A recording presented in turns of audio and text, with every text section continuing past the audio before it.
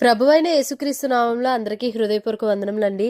సమూయేలు 2వ గ్రంథము 24వ అధ్యాయము. ఇంకొక మారు యెహోవా కోపము ఇశ్రాయేలీయుల మీద రగులు కొనగా ఆయన దావీదును వారి మీదికి ప్రేరేపణ చేసి, నీవు పోయి ఇశ్రాయేలు వారిని యూదా వారిని లెక్కించుమని అతనికి ఆజ్ఞ ఇచ్చెను.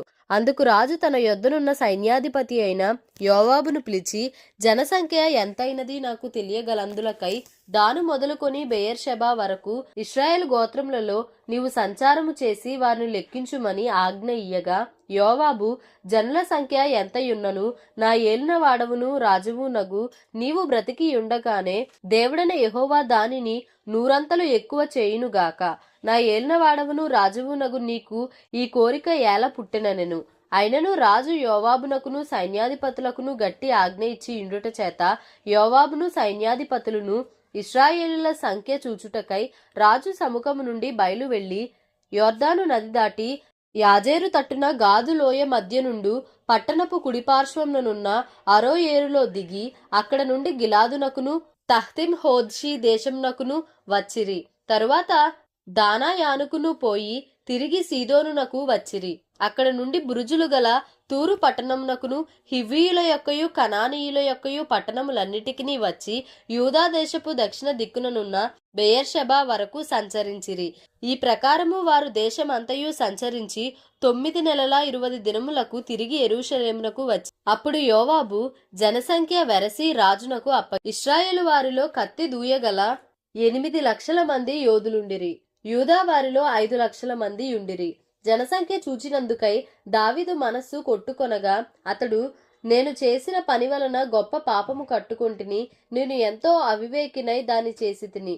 యెహోవా కరుణయుంచి నీ దాసుడనైన నా దోషమును పరిహరింపుమని యెహోవాతో మనవి చేయగా, ఉదయమున దావీదు లేచినప్పుడు దావీదునకు దీర్ఘదర్శియగు గాదునకు యెహోవా వాక్కు ప్రత్యక్షమై ఇలాగు సెలవిచ్చెను, నీవు పోయి దావీదుతో ఇట్లనుము, యెహోవా సెలవిచ్చున్నదేమనగా, 3 విషయములను నీ ఎదుట పెట్టుచున్నాను.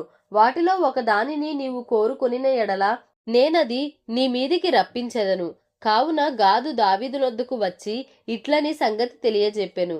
నీవు నీ దేశమందు 7 సంవత్సరములు క్షామం కలుగుటకు ఒప్పుకొందువా? నిన్ను తరుముచున్న నీ శత్రువుల ఎదుట నిలువలేక నీవు 3 నెలలు పారిపోవుటకు ఒప్పుకొందువా? నీ దేశమందు 3 దినములు తెగులు రేగుటకు ఒప్పుకొందువా? యోచన చేసి నన్ను పంపిన వానికి నేను ఇయ్యవలసిన ఉత్తరము నిశ్చయించి తెలియజెప్పుమనెను. అందుకు దావీదు, నాకేమీయూ తోచకున్నది, గొప్ప చిక్కులలో ఉన్నాను.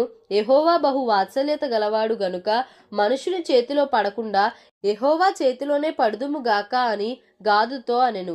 అందుకు యెహోవా ఇశ్రాయేలీయుల మీదికి తెగులు రప్పించగా ఆ దినము ఉదయము మొదలుకొని సమాజ కూటపు వేళ వరకు అది జరుగుచుండెను. అందుచేత దాను నుండి బెయేర్షెబా వరకు 70,000 మంది మృతి నొందిరి. అయితే దూత యెరూషలేము పైని హస్తము చాపి నాశనము చేయబోయినప్పుడు యెహోవా ఆ కీడును గూర్చి సంతాపమొంది, అంతే చాలును, నీ చెయ్యి తీయుమని జనులను నాశనము చేయు దూతకు ఆజ్ఞ ఇచ్చెను. యెహోవా దూత యెబూసీయుడైన అరౌనా యొక్క కళ్ళము దగ్గర ఉండగా దావీదు జనులను నాశనము చేసిన దూతను కనుగొని యెహోవాను ఇలాగు ప్రార్థించెను, చిత్తగించుము, పాపము చేసిన వాడను నేనే, దుర్మార్గముగా ప్రవర్తించిన వాడను నేనే. గొర్రెల వంటి వీరేమి చేసిరి? నన్నును నా తండ్రి ఇంటి వారిని శిక్షించుము.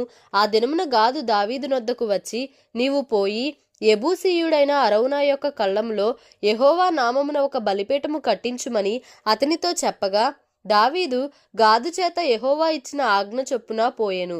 అరౌనా రాజును అతని సేవకులను తన దాపునకు వచ్చుట చూచి బయలుదేరి రాజునకు సాష్టాంగ నమస్కారము చేసి, నా ఏలిన వాడవును రాజువు నగు నీవు నీ దాసుడనైనా నా యొద్దకు వచ్చిన నిమిత్తమేమని అడుగగా, దావీదు, ఈ తెగులు మనుషులకు తగలకుండా నిలిచిపోవునట్లు యెహోవా నామమున ఒక బలిపీఠము కట్టించుటకై నీ యొద్ద ఈ కళ్ళమును కొనవలెనని వచ్చితినెను. అందుకు అరౌనా, నా ఏలిన వాడవగు నీవు చూచి ఏది నీకు అనుకూలమో దాన్ని తీసుకొని బలి అర్పించుము, చిత్తగించుము. దహన బలికి ఎడ్లున్నవి, నూర్చుకర్ర సామానులు కట్టెలుగా అక్కరకు వచ్చును. రాజా, ఇవన్నీయు అరౌనా అను నేను రాజునకు ఇచ్చుచున్నానని చెప్పి నీ దేవుడైన యెహోవా నిన్ను అంగీకరించును గాక అని రాజుతో అనగా, నీ దేవుడైన యెహోవా నిన్ను అంగీకరించును గాక అని రాజుతో అనగా, రాజు, నేను అలాగు తీసుకొనను, వెల ఇచ్చి నీ యొద్ద కొందును. వెల ఇయ్యక నేను తీసుకొనిన దానిని నా దేవుడైన యెహోవాకు దహనబలిగా అర్పించనని అరౌనాతో చెప్పి ఆ కళ్ళమును ఎడ్లను 50 తులముల వెండికి కొనెను. అక్కడ దావీదు యెహోవా నామమున ఒక బలిపీఠము కట్టించి దహన బలులను సమాధాన బలులను అర్పించెను. యెహోవా దేశము కొరకు చేయబడిన విజ్ఞాపనలను ఆలకింపగా ఆ తెగులు ఆగి ఇశ్రాయేలీలను విడిచిపోయెను. రాజులు మొదటి గ్రంథము 1వ అధ్యాయము. రాజైన దావీదు బహు వృద్ధుడు కాగా సేవకులు అతనికి ఎన్ని బట్టలు కప్పినను అతనికి వెట్ట కలుగకయుండెను. కాబట్టి వారు, మా ఏలినవాడవును రాజువునగు నీ కొరకు తగిన చిన్నదాని వెదకుట మంచిది. ఆమె రాజైన నీ సముఖమందుండి నిన్ను ఆదరించి వెట్ట కలుగుటకు నీ కౌగిటిలో పండుకొనునని చెప్పి ఇశ్రాయేలీయుల దేశపు దిక్కులన్నిటిలో తిరిగి ఒక చక్కని చిన్నదాని వెదకి అబీషగు అను షూనేమీయురాలిని చూచి రాజునొద్దకు తీసుకుని వచ్చిరి. ఈ చిన్నది బహు చక్కనిదయ్యుండి రాజును ఆదరించి ఉపచారము చేయుచుండెను గాని రాజు దానిని కూడలేదు. హగ్గీతు కుమారుడైన అదోనియా గర్వించిన వాడై నేనే రాజు నగుదునని అనుకొని రథములను గుర్రపు రౌతులను తనకు ముందుగా పరిగెత్తుటకు 50 మంది మనుషులను ఏర్పరచుకొనెను. అతని తండ్రి, నీవు ఈలాగున ఏల చేయుచున్నావని అతని చేత ఎప్పుడునూ విచారించి అతనికి నొప్పి కలుగజేయలేదు.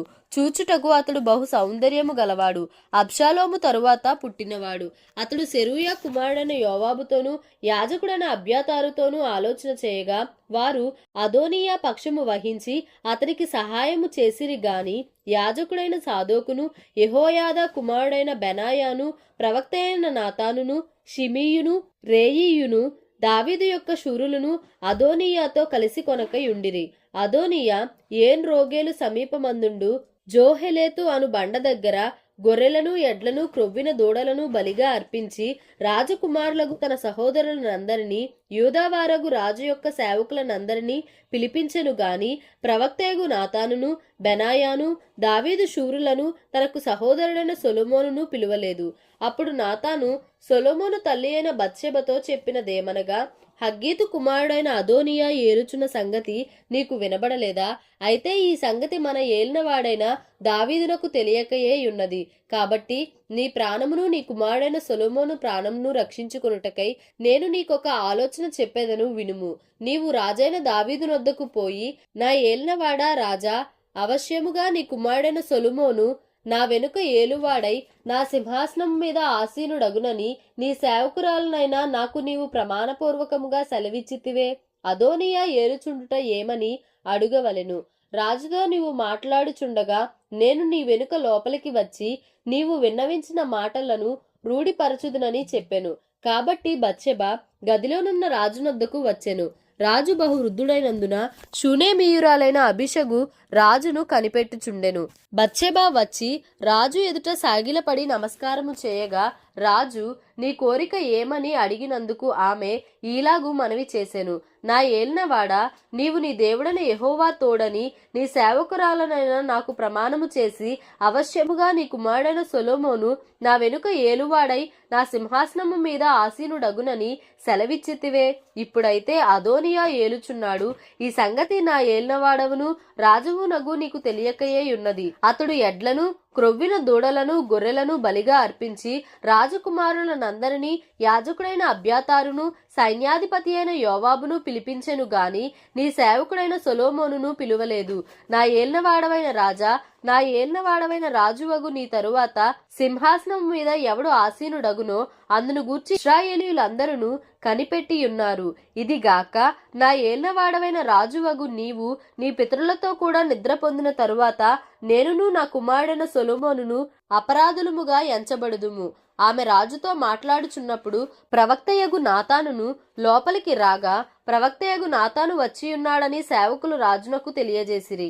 అతడు రాజు సన్నిధికి వచ్చి నమస్కారము చేసి సాష్టాంగపడి, నా ఏలినవాడవైన రాజా, అదోనియా నీ తరువాత ఏలువాడై నీ సింహాసనము మీద కూర్చుండునని నీవు సెలవిచ్చితివా? ఎలయనగా ఈ దినమున అతడు పోయి విస్తారమైన ఎడ్లను క్రొవ్విన దూడలను గొర్రెలను బలిగా అర్పించి రాజకుమారులనందరినీ సైన్యాధిపతులను యాజకుడైన అబ్యాతారును పిలిపింపగా వారు వాని సముఖములో అన్నపానములు పుచ్చుకొనుచు రాజైన అదోనియా చిరంజీవి యగునుగాక అని పలుకుచున్నారు. అయితే నీ సేవకుడైన నన్నును యాజకుడైన సాదోకును యెహోయాదా కుమారుడైన బెనాయాను నీ సేవకుడైన సొలొమోనును అతడు పిలిచినవాడు కాడు. నా ఏలినవాడవును రాజువునగు నీ తరువాత నీ సింహాసనము మీద ఎవడు ఆసీనుడై యుండునో అది నీ సేవకుడనైన నాతో చెప్పక యుందువా? ఈ కార్యము నా ఏలినవాడవును రాజువునగు నీ సెలవు చొప్పున జరుగుచున్నదా అని అడిగెను. దావీదు బత్షెబను పిలువమని సెలవీయగా ఆమె రాజు సన్నిధికి వచ్చి రాజు ఎదుట నిలువబడెను. అప్పుడు రాజు ప్రమాణపూర్వకముగా చెప్పినదేమనగా, సకలమైన ఉపద్రవములలో నుండి నన్ను విడిపించిన యెహోవా జీవము తోడు అవశ్యముగా నీ కుమారుడైన సొలొమోను నా తరువాత ఏలువాడై నాకు ప్రతిగా నా సింహాసనము మీద ఆసీనుడగునని ఇశ్రాయేలీల దేవుడైన యెహోవా నామము తోడని నేను నీకు ప్రమాణము చేసిన దానిని ఈ దినముననే నెరవేర్చుదనని చెప్పగా బత్షెబ సాగిలపడి రాజునకు నమస్కారము చేసి నా ఏలినవాడైన రాజగు దావీదు సదాకాలము బ్రతుకును గాక అనెను. అప్పుడు రాజైన దావీదు యాజకుడైన సాదోకును ప్రవక్త అయిన నాతానును యెహోయాదా కుమారుడైన బెనాయాను నా యొద్దకు పిలువమని సెలవీయగా వారు రాజు సన్నిధికి వచ్చిరి. అంతటా రాజు, మీరు మీ ఏలినవాడనైన నా సేవకులను పిలుచుకొని పోయి నా కుమారుడైన సొలొమోనును నా కంచరగాడిద మీద ఎక్కించి గీహోనునకు తీసుకొని పోయి యాజకుడైన సాదోకును ప్రవక్త అయిన నాతానును అక్కడ ఇశ్రాయేలీల మీద రాజుగా అతనికి పట్టాభిషేకము చేసిన తరువాత మీరు బాకానాదము చేసి రాజైన సొలొమోను చిరంజీవి యగునుగాక అని ప్రకటన చేయవలెను. ఇశ్రాయేలు వారి మీదను యూదా వారి మీదను నేను అతనిని అధికారిగా నియమించి ఉన్నాను గనుక పిమ్మట మీరు యెరూషలేమునకు అతని వెంట రాగా అతడు నా సింహాసనము మీద ఆసీనుడై నాకు ప్రతిగా రాజగును అని సెలవిచ్చెను. అందుకు యెహోయాదా కుమారుడైన బెనాయా రాజునకు ప్రత్యుత్తరముగా ఇట్లనెను, అలాగు జరుగునుగాక. నా ఏలినవాడవును రాజువునగు నీ దేవుడైన యెహోవా ఆ మాటను స్థిరపరచునుగాక. యెహోవా నా ఏలినవాడవును రాజువునగు నీకు తోడుగా నుండినట్లు ఆయన సొలొమోనునకు తోడుగా నుండి నా ఏలినవాడైన రాజగు దావీదు యొక్క రాజ్యము కంటే అతని రాజ్యము ఘనముగా చేయునుగాక అనెను. కాబట్టి యాజకుడైన సాదోకును ప్రవక్త అయిన నాతానును యెహోయాదా కుమారుడైన బెనాయాను కెరేతీయులను పెలేతీయులను రాజైన దావీదు కంచరగాడిద మీద సొలొమోనును ఎక్కించి గీహోనునకు తీసుకొని రాగా యాజకుడైన సాదోకు గుడారంలో నుండి తైలపు కొమ్మును తెచ్చి సొలొమోనునకు పట్టాభిషేకము చేసెను. అప్పుడు వారు బాకా ఊదగా కూడిన జనులందరూ రాజైన సొలొమోను చిరంజీవి యగునుగాక అని కేకలు వేసిరి. మరియు ఆ జనులందరూ అతని వెంబడి వచ్చి పిల్లన గ్రోవులను ఊదుచు వాటి నాదము చేత నేల బద్దలగునట్లు అత్యధికముగా సంతోషించిరి. అదోనీయాయును అతడు పిలిచిన వారందరూ విందులో ఉండగా విందు ముగియబోవు సమయమున ఆ చప్పుడు వారికి వినబడెను. యోవాబు బాకానాదము విని పట్టణమునందు ఈ అల్లరి ఏమని అడుగగా యాజకుడైన అబ్యాతారు కుమారుడైన యోనాతాను వచ్చెను. అదోనీయా, లోపలికి రమ్ము, నీవు ధైర్యవంతుడవు, నీవు శుభ సమాచారములతో వచ్చుచున్నావనగా యోనాతాను అదోనీయాతో ఇట్లనెను, నిజముగా మన ఏలిన వాడును రాజునగు దావీదు సొలొమోనును రాజుగా నియమించి ఉన్నాడు. రాజు యాజకుడైన సాదోకును ప్రవక్త అయిన నాతానును యెహోయాదా కుమారుడైన బెనాయాను కెరేతీయులను పెలేతీయులను అతనితో కూడా పంపగా వారు రాజు కంచరగాడిద మీద అతని నూరేగించిరి. యాజకుడైన సాదోకును ప్రవక్త అయిన నాతానును గిహోను దగ్గర అతనికి పట్టాభిషేకము చేసిరి. అక్కడి నుండి వారు సంతోషముగా వచ్చి ఉన్నారు. అందువలన పట్టణము అల్లరి ఆయను. మీకు వినబడిన ధ్వని ఇదే. మరియు సొలొమోను రాజ్యాసనము మీద ఆసీనుడై ఉన్నాడు. అందుకై రాజు సేవకులు మన ఏలినవాడును రాజునగు దావీదునకు కృతజ్ఞతలు చెల్లింపవచ్చి నీకు కలిగిన ఖ్యాతి కంటే సొలొమోనునకు ఎక్కువైన ఖ్యాతి కలుగునట్లును నీ రాజ్యము కంటే అతని రాజ్యము ఘనముగా ఉండునట్లును దేవుడు దయచేయునుగాక అని చెప్పగా రాజు మంచము మీద సాగిలపడి నమస్కారము చేసి ఇట్లనెను, నేను సజీవినై ఉండగా ఈ దినమున జరిగినట్లు నా సింహాసనము మీద ఆసీనుడగుటకు ఇశ్రాయేలీయుల దేవుడైన యెహోవా ఒకని నాకు దయచేసినందుకు ఆయనకు స్తోత్రము కలుగును గాక అనెను. అందుకు అదోనీయా పిలిచిన వారు భయపడి లేచి తమ తమ ఇండ్లకు వెళ్లిపోయిరి. అదోనీయా సొలొమోనునకు భయపడి లేచి బయలుదేరి బలిపీఠపు కొమ్ములను పట్టుకొనెను. అదోనీయా రాజైన సొలొమోనునకు భయపడి బలిపీఠపు కొమ్ములను పట్టుకొని, రాజైన సొలొమోను తన సేవకుడనైన నన్ను కత్తిచేత చంపకుండా ఈ దినమున నాకు ప్రమాణము చేయవలెనని మనవి చేయుచున్నట్లు సొలొమోనునకు సమాచారము రాగా, సొలొమోను ఇలాగు సెలవిచ్చెను. అతడు తన్ను యోగ్యునిగా అగుపరుచుకొనిన ఎడల అతని తలవెంట్రుకలలో ఒకటైనను క్రింద పడదు గాని, అతని యందు దౌష్ట్యము కనబడిన ఎడల అతనికి మరణశిక్ష వచ్చునని సెలవిచ్చి బలిపీఠము నొద్ద నుండి అతని పిలువనంపించెను. అతడు వచ్చి రాజైన సొలొమోను ఎదుట సాష్టాంగపడగా, సొలొమోను అతనితో నీ ఇంటికి పొమ్మని సెలవిచ్చెను. రాజులు మొదటి గ్రంథము 2వ అధ్యాయము.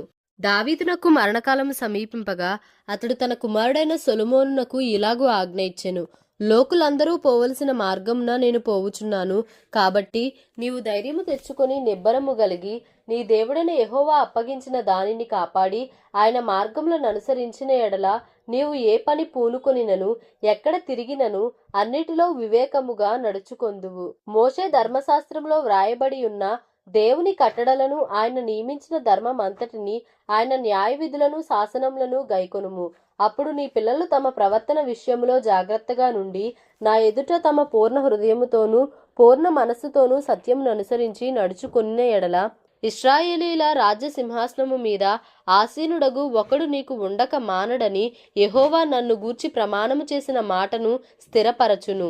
అయితే సెరూయా కుమారుడైన యోవాబు నాకు చేసిన దానిని ఇశ్రాయేలు సేనాధిపతులకు నేరు కుమారుడైన అబ్నేరు, ఎతరు కుమారుడైన అమాషాయను వారిద్దరికీ అతడు చేసిన దానిని నీవెరుగుదువు. అతడు వారిని చంపి యుద్ధ సమయం అందైనట్లుగా సమాధాన కాలమందు రక్తము చిందించి దానిని తన నడికట్టు మీదను తన పాదరక్షల మీదను పడజేసెను. నీకు తోచినట్లు అతనికి చేయవచ్చును గాని అతని నెరసిన తలవెంట్రుకలను సమాధికి నెమ్మదిగా దిగనీయవద్దు. నేను నీ సహోదరుడైన అబ్షాలోము ముందర నుండి పారిపోగా గిలాదీయుడైన బర్జిల్లయి కుమారులు నా సహాయమునకు వచ్చిరి. నీవు వారి మీద దయ ఉంచి నీ బల్ల యొద్ద భోజనము చేయు వారిలో వారిని చేర్చుము. మరియు బెన్యామీనీయుడైన గెరా కుమారుడును బహూరీము ఊరివాడును అయిన షిమీ నీ యొద్దనున్నాడు. నేను మహనయీమునకు వెళ్ళుచుండగా అతడు నన్ను శపించెను. నన్ను ఎదుర్కొనుటకై అతడు యొర్దాను నది యొద్దకు దిగి రాగా, యెహోవా తోడు, కత్తిచేత నేను నిన్ను చంపనని ప్రమాణము చేసి తిని, వానిని నిర్దోషిగా ఎంచవద్దు. నీవు సుబుద్ధి గలవాడవు గనుక వానిని ఏమి చేయవలెనో అది నీకు తెలియను. వాని నెరసిన తలవెండ్రుకలు రక్తముతో సమాధికి దిగజేయుము. తరువాత దావీదు తన పితరులతో కూడా నిద్రపొంది దావీదు పట్టణమందు సమాధిలో పెట్టబడెను. దావీదు ఇశ్రాయేలీయులను ఏలిన కాలము 40 సంవత్సరములు. హెబ్రోనులో అతడు 7 సంవత్సరములను, యెరూషలేములో 33 సంవత్సరములను ఏలెను. అప్పుడు సొలొమోను తన తండ్రి అయిన దావీదు సింహాసనము మీద ఆసీనుడాయెను. అతని రాజ్యము నిలకడగా స్థిరపరచబడెను. అంతలో హగ్గీతు కుమారుడైన అదోనీయా సొలొమోను తల్లియగు బత్షెబ యొద్దకు రాగా, ఆమె సమాధానముగా వచ్చుచున్నావా అని అతనిని అడిగెను. అతడు సమాధానముగానే వచ్చుచున్నానని చెప్పి, నీతో చెప్పవలసిన మాట ఒకటి ఉన్నదనెను. ఆమె అది చెప్పుమనగా, అతడు రాజ్యము నాదై ఉండెననియు నేను ఏలవలెనని ఇశ్రాయేలీయులందరూ తమ దృష్టి నా మీద ఉంచిరనియు నీవు ఎరుగుదువు. అయితే రాజ్యము నాది కాక నా సహోదరుని దాయెను. అది యెహోవా వలన అతనికి ప్రాప్తమాయెను. ఇప్పుడు నేను నీతో ఒక మనవి చేసుకొనుచున్నాను, కాదనకుము. ఆమె చెప్పుమనగా, అతడు రాజగు సొలొమోను షూనేమీయురాలైన అబీషగును నాకు పెండ్లికిచ్చునట్లు దయచేసి అతనితో నీవు చెప్పవలెను. అతడు నీతో కాదని చెప్పడనెను. బత్షెబ, మంచిది, నిన్ను గూర్చి రాజుతో చెప్పెదననెను.